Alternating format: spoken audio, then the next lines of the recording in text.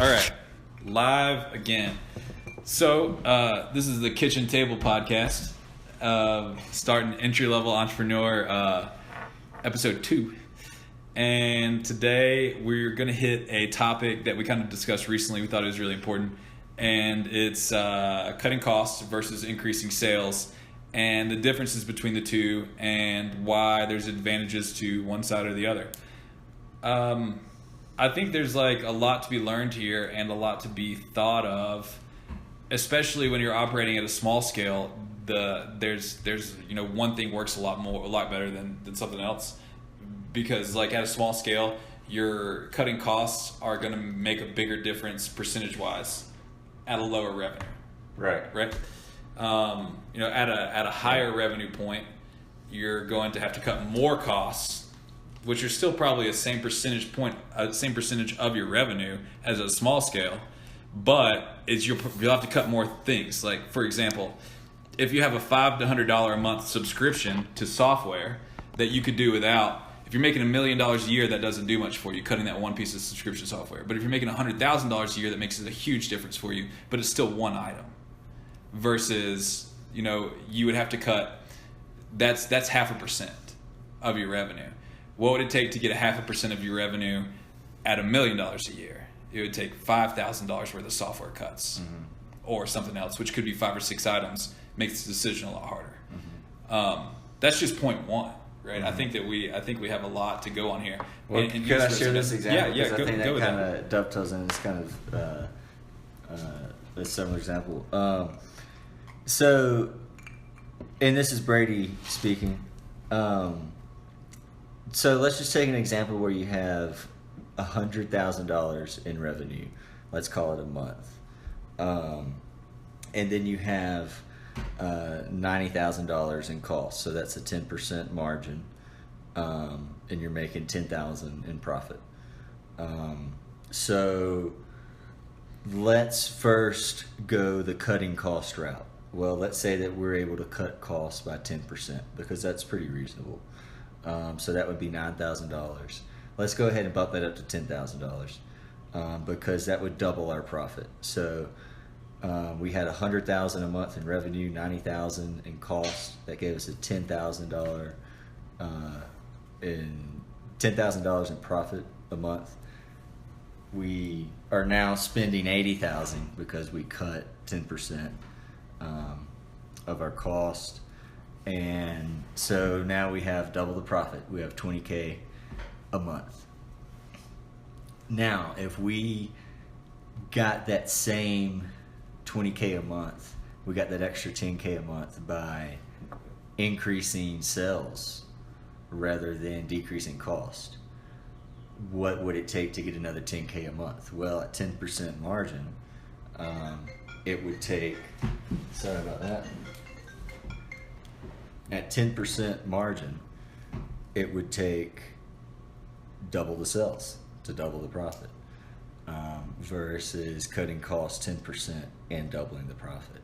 And the point about that is that's money that's right there on the table. If you're spending money, if you're spending an extra dollar, that's a whole extra dollar that could be profit. Profit is the last dollars that come in. Whatever your margin is your first. If your margin is 15%, your first 85% goes to your cost. So that makes sense too, because cutting costs is effectively 100% margin. Right. Exactly. Yeah. Versus revenue dollars sales is whatever your margin is. Whatever your margin is, it's never going to be 100%. It's never going to be 100%, where expenses are always 100%. Exactly. So this kind of is obvious at this point, but I'm pretty sure we're in favor of cutting costs versus increasing Yes. sales. And that's also because of the position that we currently sit at, which is small scale private equity. Exactly. Yes. We want to buy businesses, due diligence. Yes. We want to buy businesses and make them more operationally efficient and increase the margins quickly, versus going in and increasing sales over the course of 2 to 3 years. And there's almost always an opportunity there. Instantly, when you start looking at a tax return, start looking at numbers, you can instantly see where people are paying for things that you're not going to pay for. And the more businesses you have, and at this point we have a few businesses, it helps lower cost. Yeah, there's instantly. synergy. I know that's kind of like a buzzword, but there really is. Yeah, it exists. you instantly lower costs. Yeah, you do. You can dovetail things into your current businesses and like accounting, for example. Yes. Bookkeeping. Yes. You have one subscription, you wind up doing it. You know, you do it all. Yeah, your taxes are done by the same people anyway. You know, right. It doesn't scale up. Right. HR, probably a similar thing. So we're in that boat, partly because we believe in it, and secondly because it's directly applicable to our line of business right now. I mean, we see the benefit. It's so much easier to do going in and to a new operation, you know, and it's also easy to do in an existing operation. Maybe not 10%, but typically at any time. I mean, I know we need to get back to it. At one of my companies, we had a monthly meeting, and at the time we were very budget conscious, so that's why we had it. But every month, we looked at the budget as a group and cut everything we could, and every month something was coming up that could be cut, and gradually we just got in the habit of cutting things, and then to bring a new cost to the table, it was like a big deal. Like, you want to bring this after we just cut this, okay, but everybody's noticing, you know. So, you know, even if it's and that's something that we were, you know, 5 years old at that point, and so you can be an existing operation and still start gradually cutting cost, right? And that's, you know, I think I could go a little deeper too, even about layoffs and things like that. That might be a whole nother topic, but probably a whole different podcast. But a lot of times saving a failing company, you know, that's your immediate way to save it, is to cut costs. Rather, you know, so you see companies do this all the time, public companies, companies in the stock market. It's a very common thing to do. But cutting cost is a lot of times the quickest way to have immediate cash, because a company typically has accounts receivable, meaning that companies are paying them over the next 30 to 90 days. So let's just say you have a business that employs, you know, 30 people, and all of a sudden the next day they employ 15 people. And their production is half of what it was. Now, typically it's not like that, because core production is decreased the least. You know, you'll probably decrease your core production 15%, and your overall cost and payroll cost something like 30% or something, 40 or more percent. You know, I'm just saying your production is going to be the last to go. There's usually some fat that could be cut. Not to be rude. But anyway, man, I had a good point there and I lost it. Well, think about it. Unless you're there. I was almost done. Anyway. Okay. But the point is, immediately there, you know, if you just cut half of your cost and you're going from 30 to 15, and you have accounts receivable of the last 30 to 90 days for a company that's twice that size. Now, not only, you know, and let's say that you were, you know, barely making money, or you were breaking even and predicting you were about to be losing money, or let's even say you were losing money. Let's say, you know, you were in the hole, headed down, but instantly by cutting half of your cost, you know, you could instantly be at, even if you were losing money, you could instantly be at 30-40% margin. Yeah, just like that. You could go to profitability. You compare that over the next 90 days to accounts receivable that is for the size of a company that's twice your size. So now your margin gets even sweeter, right? Because not only just by your size adjustment are you now considerably profitable, more profitable than you were, or profitable, you know, maybe you were losing money in the first place, but not only now you're more profitable, but for the next quarter you get this cash injection, and then that really starts to carry you. So you can really turn a business around, you know, going from like, you know, 2 months cash to 10 months cash in the blink of an eye, just by making a smart move. Right. So right. And a lot of times those moves, and sadly enough, I've done that 3 times. Those moves in I hope to never do layoffs again. We have, we hire so much differently because of this. Most of the hires we made,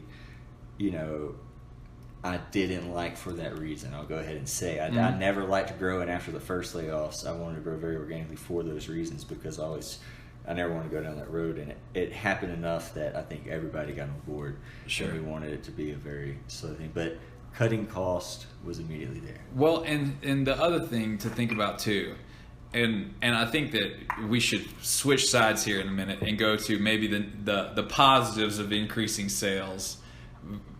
Kind of try to present the other side. I think we're pretty serious about how cutting costs is better, but there's probably some pitfalls we can think of. Yeah. Well, before that, I have one more example. I do too. But that being said, so like costs need an ROI, and if your ROI on those costs is 20% and your margins are 50%, then you're only making 10% on those costs. Does that make sense? Exactly. Yeah. And so like you're not. It's just so obvious in a lot of scenarios, especially if you're looking to acquire a business. Validate revenues. Validate the heck out of the revenues, but see where you can cut costs, because that company could be a lot more profitable than it is. And a lot of times it takes outside eyes to see inefficiencies.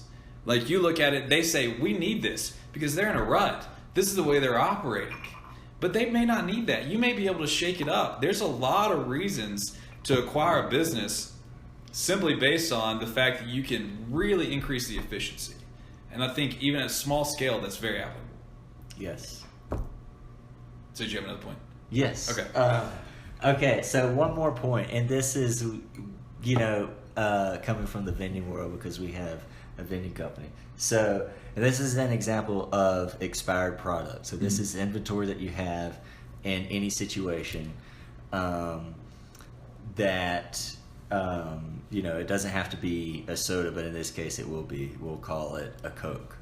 So let's say that I'm buying Cokes at $1 a piece, and I'm selling them for $1.75 a piece. So let's say that I let 20 expire in a machine. I've overstocked it. I'm not paying attention to how many I should be putting in at what frequency, and I let 20 expire. So that's $20 of expense.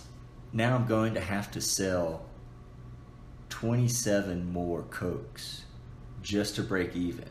So instead of losing $20, I spend $47 because then I have to buy 27 more Cokes to make up for that loss, and then sell those and receive $47 for those 27 Cokes at $1.75 each.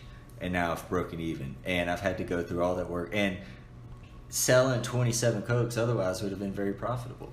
And if I'm selling those at $1.50, it's 40 Cokes I would have to sell to get my money back. So it's better for that machine to even sit there empty and have no cost at all. You might have the cost of a service request, or someone complains that the machine is empty, but there's typically another place for them to fall. They can press another button, land somewhere else. It's better for them getting an expired product, and creating a service complaint. Right, right, yeah. Service complaints are way harder to deal with than simple service calls. Yeah. A service call can be put off. A service complaint has to be handled because that's actual service. Exactly. And this is all kind of private equity stuff. But one more example too. In your home, let's say that you have a mortgage, and it wasn't ideal, circumstances when you finance it, and let's say.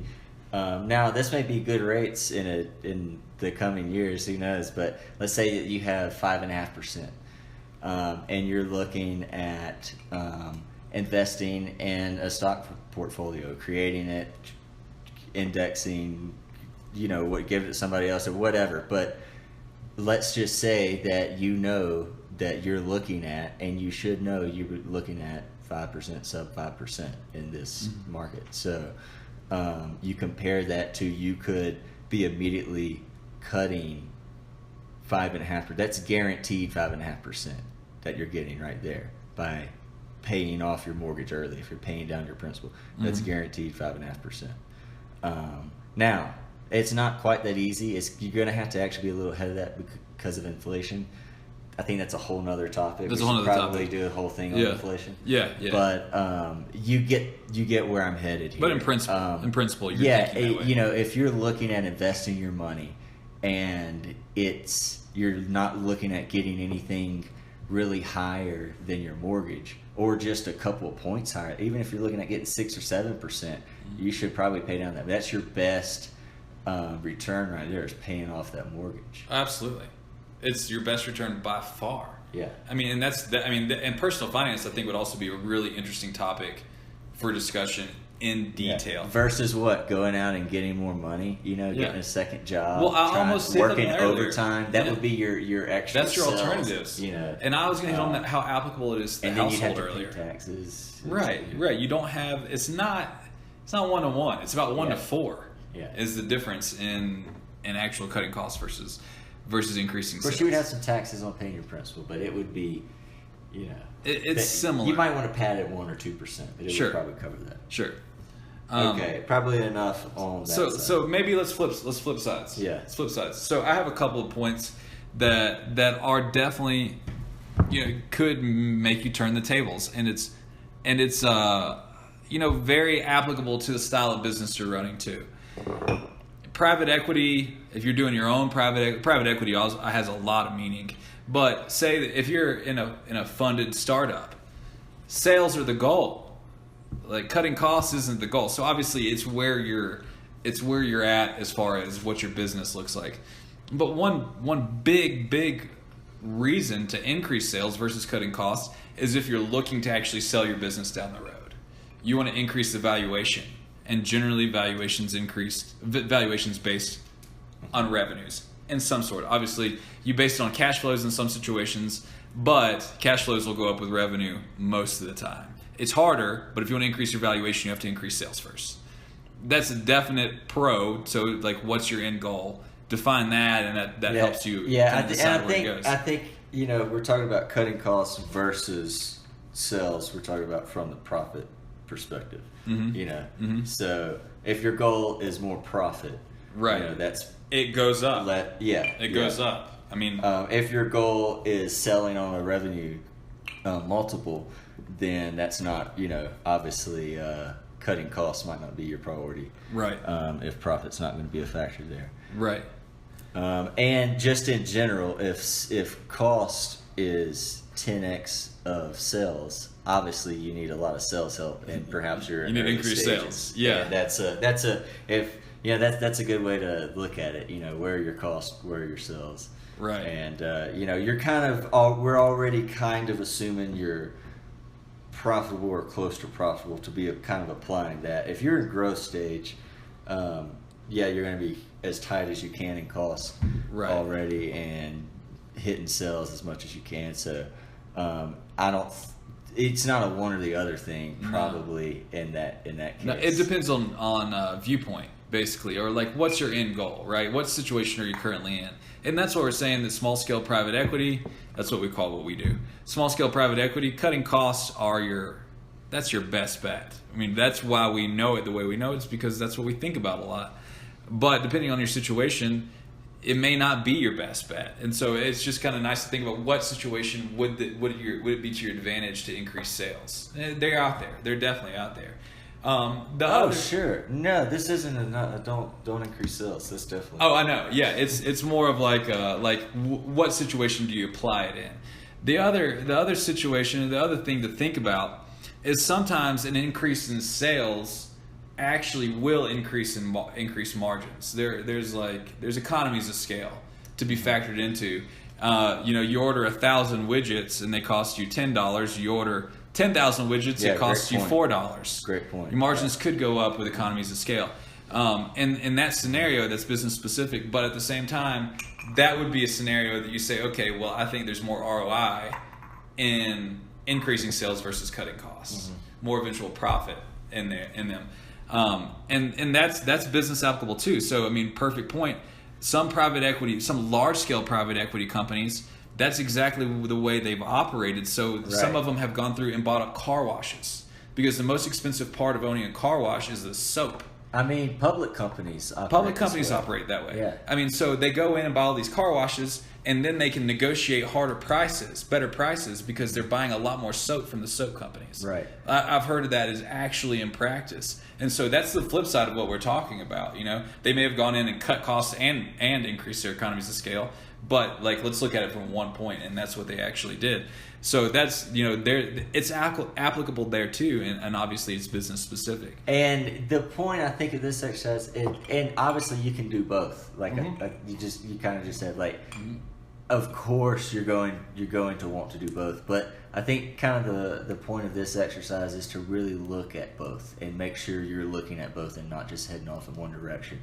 Right. And kind of writing both plans down and seeing what's easier to accomplish to get whatever result you're looking at. And too often, people just kind of head off in one direction, whatever they kind of gravitate. It's always increased sales. Yeah, that's a natural reaction. That's typically the one you get. Uh-huh. Yeah, is we could do, and then you take off on an Excel sheet or a whiteboard, and you start. You can go crazy once you start dragging some. Well, most brokers, the way they sell you is, there's a lot of room for improvement on this. Yeah. You can sell a lot more.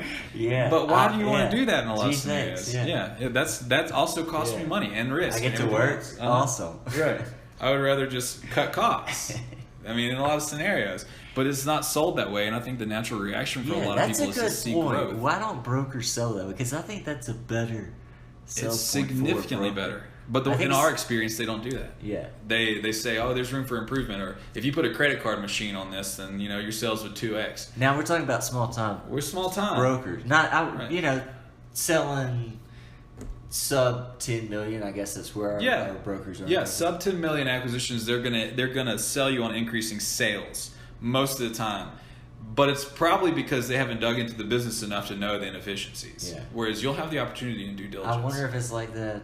If it's commonly like that. Maybe we'll find out one day. Maybe we'll find out.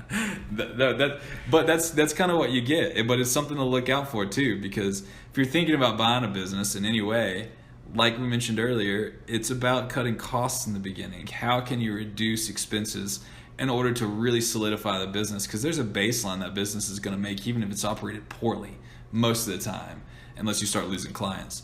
But, what's that baseline? If you can cut your costs back to that baseline, then you're in a really secure spot. So you kind of go from there. I think the points are almost all in favor of cutting costs. It's a shame, because really there's not that much to be said for increasing sales. If you look at it from an efficiency perspective. Yeah, just the work involved. As far as what is immediately on the table? It's just so often. What's immediate? Yeah, because costs are immediate. You can do it quick. You can do it. Doesn't affect your sales effort at all. Cutting costs takes almost no effort. Right. It takes a little bit of effort. You got to sit down. You got to go through. But it happens in a month. Yeah. You feel that in a month. You feel that in 2 months. There's no sales, close process. Right. Back and forth. Right, they could take months. Yeah, it could take campaigns. 2 months. I mean, if you have a 2-month sales cycle and you're net 30, you are 3 months where you get paid. And if you have a cost that you can cut, it's done in a week. Exactly. It's done in 2 weeks. Yeah. I mean, if you're laying somebody off and you give them a severance, it's done in a month. Exactly. Yeah. So, and that's a whole other thing, but. Yes, great point. Right. I mean, it's just there. It's always faster. And the point is that if you do layoffs, you have to do them so early that everyone's having a severance, and it's right. So their health care is extended, et cetera, et cetera. You give them a chance. That's a whole. That's a whole other thing. Is doing it, recognizing to do it in time. This is coming in month 10. We're going to do this. In month 6 if we don't see these things, and we're recognizing this in month 2. So you have to be really ahead of it. Probably, actually, I don't think I've ever been 8 months ahead of it, but we've been within a couple of quarters ahead of it, and enough to pay decent.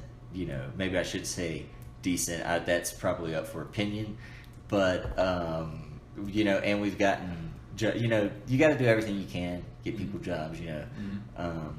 But at the end of the day, we're talking about cutting costs, and that definitely falls under that umbrella. Definitely. I think it's so important from an operator's perspective to think about these things logically way ahead of time, so you're mentally prepared to hit a wall or to have a hurdle come up in front of you. Right. Because like you said, if you're 4 months, 5 months ahead of it, and you need to lay somebody off, you got time. And we don't want to go too far down that rabbit hole, because that's a whole nother episode. But if you don't do that, then you can screw yourself really quick. Yeah, everybody's screwed. Even if you start, you have 2 months of cash left, and you got to give everybody a month's severance. You're in a bind. Right. You're in a big bind. We even had employees that started working for us after we had went through layoffs a year and a half before, knew about our layoffs, but knew they had also went through layoffs at another tech company. Mm-hmm. But upon knowing how we did our layoffs, just the approach of it all, we let everybody know, we were transparent, we let everybody know ahead of time that it wasn't even going well. If they wanted to look for jobs and weren't offended. Right. That sort of thing, kind of let organically some people leave. Some people leave organically, yeah, that's a good idea. So even their knowledge about it, that carried it just the way we did it the first time, or that particular time. Then people that even knew about those layoffs, just the way we did it kind of was at least talked about in the town, and it helped us out. Yeah. So it always pays to go do at least, if you're in a tight situation, do the best you can. Absolutely. And it's better than losing everybody. Right. And then nobody has, if you have 18 and you have to let go of 6, it's better than letting go of 18 when it's too late. And that's kind of the situation that these people went through. Everybody lost their jobs, and they ended up losing their job the week before Christmas. Just like one of those stories, just the worst ever. It was like the week before Christmas, week after Christmas, whatever it was. They still hadn't gotten paid in 3 weeks. They ended up leaving not paid for the last 3 weeks they had worked. So instead of having a severance, of being able to at least have a little cushion to look or jump look for a place to land. Right. And it was all of them. It wasn't just, a third of the department or the company. Yeah. It was the majority of, they were belly up. They went out of business. So, and that's the problem of waiting too late, Yeah. So it's nasty. It's a sad thing. But again, it falls under the umbrella of cost, so that's why we're covering it. Right. I think this is it's such a with good sadness topic. that I talk about all those things. Those were the darkest days of my life, for sure. Right, but that experience is invaluable now, right? I mean, it's a shame, but at least you can look back on it as something that you learn from. That's why I'm very careful about hiring now. My intent is to hire them forever. Right. Makes a big difference. So I think that's probably about our time limit. Yeah, that's good. That's we hit it pretty good. All right. So that was fun. I think we actually hit on a good topic this time, and we had some pretty good insights. So until next time, we will see you later. All right. So long.